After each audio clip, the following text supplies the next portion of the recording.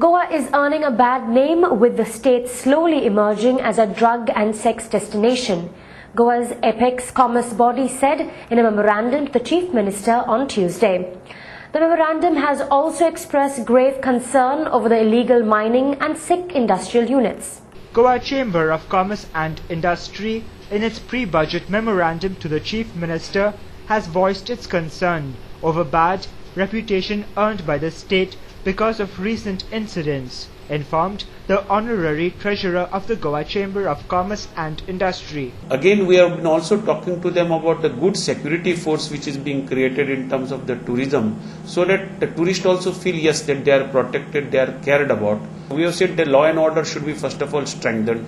Wherever the culprits are found, yes, they should be booked, and the harshest punishment which is possible should be given to them. The GCCI delegation, which handed over the memorandum, discussed the issues in detail with Mr. Kamath so that the points raised could reflect on the ensuing state budget. The Honorary Treasurer stated that there was a need to encourage private participation in the development of tourism infrastructure.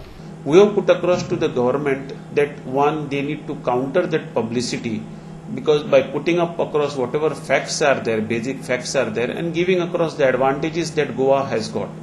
We have also told them that rather than having a huge amount of money being spent in terms of the advertisement and other such things, they should improve the infrastructure. Today, for example, garbage issue, good roads and such other things should be done so that the people feel compelled to come down to Goa and the tourists are attracted. The businessman body's virtual discontent with the happening on tourism front comes as a sequel to the recent press conference by Travel and Tourism Association of Goa, which had expressed its fears of damaging tourism business because of Russian mafia threat. It has not affected yet, but if it escalates,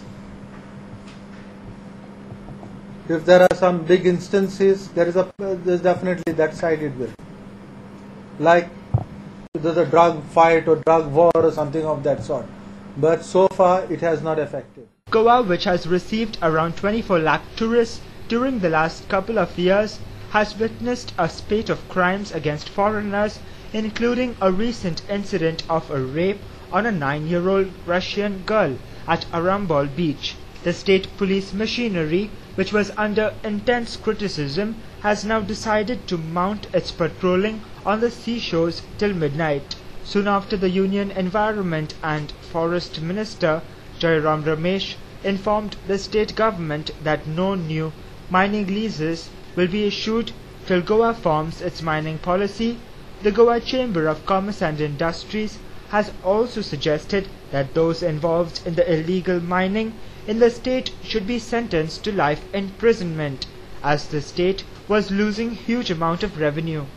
We have got two things to say on illegal mining. Number one, wherever illegal mining has been taken up, Goa is losing its ecological beauty and such other things. So illegal mining should attract the highest amount of penalty. There are also laws which are there into force. So where we have said the laws should be implemented, we were informed that a lot of this particular thing has been happening because the controls are with the central government. So we have requested them that whoever are responsible for this kind of illegal mining, these people should be brought to books. Even imprisonment, life imprisonment should be awarded. So there should be a fear of the law in the minds of the people. The Goa Chamber of Commerce and Industry is the third entity to come out publicly against illegal mining in the state. Earlier, the leader of the opposition, Manohar Parrikar, during last few state legislative assembly sessions, had accused the Chief Minister of shielding illegal mining business in the state, even as newer entrepreneurs scout for land to set up their units. Huge tracts of land are locked in special economic zones, and along with sick industrial units, Mr. Bandare said. Primarily as regards the new industries, we have highlighted to the government that it is very difficult for these new industries to get any space, because presently no land is available in terms of in any of the industrial estates. So we have told them that whereas there is a large amount of the land which is available with the SEZ which government had put up some time back, this land be made available or freed from the SEZ, and this land should be given to these new industrial units which can come up. There are also a lot of industrial units which have closed during this particular time. Some of such land has been locked up in the disputes with the banks. So we have said this land also could be, efforts could be initiated so that this land also could be available to the industries. Further, a number of industrial units have also acquired the land, have either not started the activity or have started the activity but which is quite small as compared to the land which they have taken. However, Mr. Bandare said that promises and announcements made do not get implemented.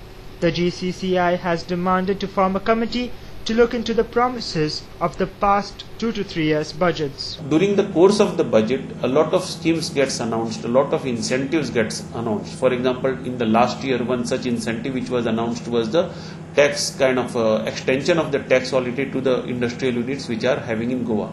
Unfortunately, some of these promises or some of these incentives never see the light of the day. And we have therefore requested the government that they should form a committee, should look into the last 2 or 3 years budget and see what are the promises, what are the assurances which were given and how they have been fulfilled. We also requested them that the GCCI should be made a party to this committee so that we can also bring this out, and first attention should be paid to, I would say, implement the decisions or the assurances which were given, as well as paying equal attention to the new schemes. Goa's Apex Commerce body on Tuesday submitted a 4-page memorandum to the Chief Minister Digambar Kamath, who incidentally is also the state's finance minister, to consider various points before inking the budget 2010-2011.